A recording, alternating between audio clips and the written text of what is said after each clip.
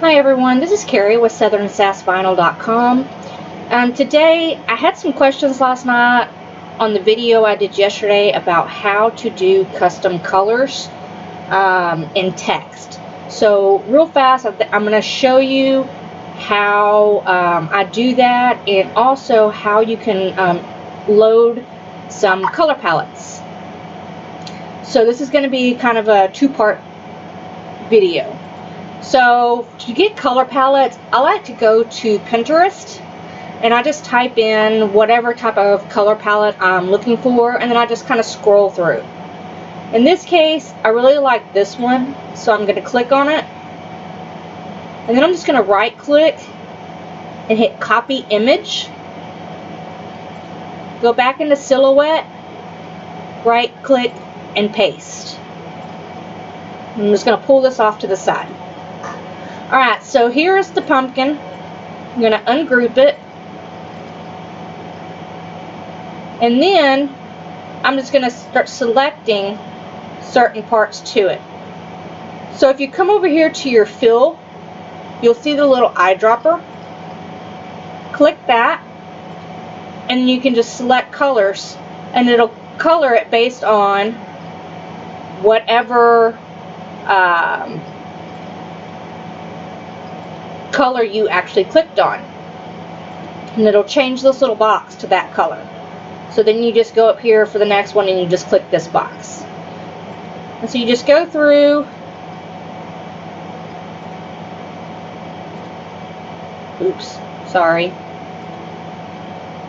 got a little click happy there. It's already chose that color, but you would just do like this.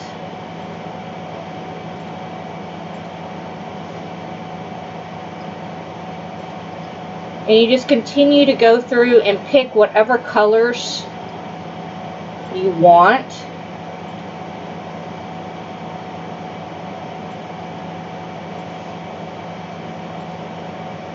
And there you go.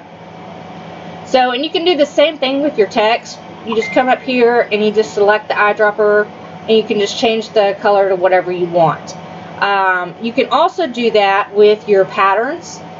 So I got a question also about how do I save my patterns. So I actually have two different ones. These are the designs that I've personally made that I have for sale. And as you can see, it's under my company name and then patterns, and it's actually in a completely different folder. And then over here, this is all the stuff that I've actually purchased over the years, and this is how I have it separated. And to me, this is just what works best. And so I just come to my patterns, and then inside my patterns folder, I have it split up again into different, I guess, descriptions on what the pattern actually is.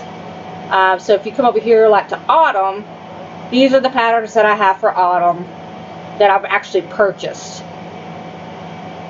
As you can see, I have a lot of patterns because I love digital papers. They just make, for me, they just make designing quick and really, really interesting. So like this one right here, again, you're just going to drag and drop and it'll change. There's no need to load your patterns into Silhouette Studio. And honestly, if you do, it just kind of bogs down your Silhouette Studio, so I don't recommend it. I just, like I said, I just use it in folders on my computer. So I do want to show one other thing that sometimes happens. So I'm going to use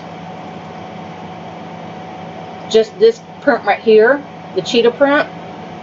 And so I'm going to come over here, do it here, and do it here. So as you can see, the spots are totally different sizes because the objects that it's feeling are different sizes. So to correct this, you cannot make this one any smaller. And I'm sorry, I guess I should have explained what I did just then. So if you're still in your fill panel, and if you go over here to your fill pattern, and you're going to select advanced options. If you look down here, there's a scale. You can always go up, but if you try to go down, you'll see that you start getting these lines. That's because most digital papers are only a 12 by 12, and they're not seamless. They may say seamless, but they're not. So to fix that, you just kind of bump up your scale until you get it. You still see it right down here.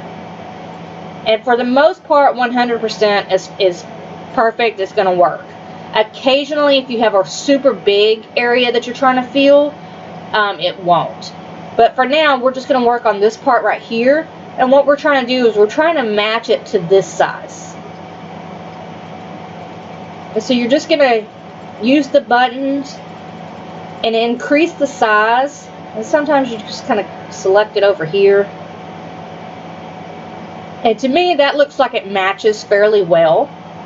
But it looks a little lopsided to me. So I'm going to hit pan pattern. And then you're going to get this little crosshair.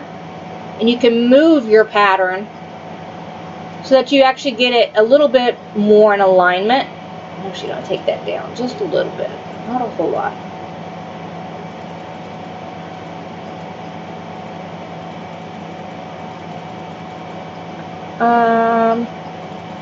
It's about right there.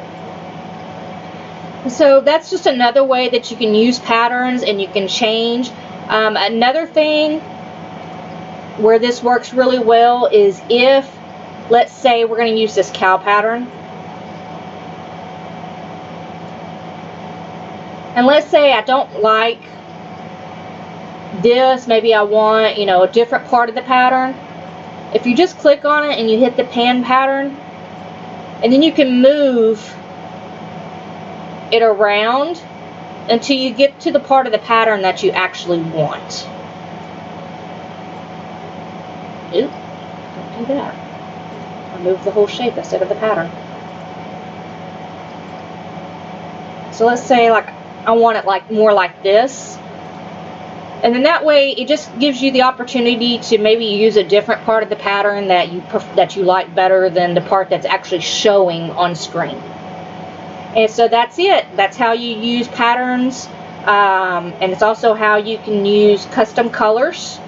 Another thing that you can always do is, let's see. I'm just going to go up here. I'm going to pull this in. So let's say that you're trying to make something that you want your letters to match whatever this is.